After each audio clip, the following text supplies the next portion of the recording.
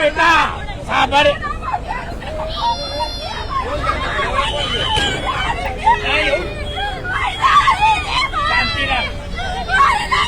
સંતાનો સાથે આક્રમણ કરતી મહિલાના દ્રશ્યો વડોદરા શહેરના છે.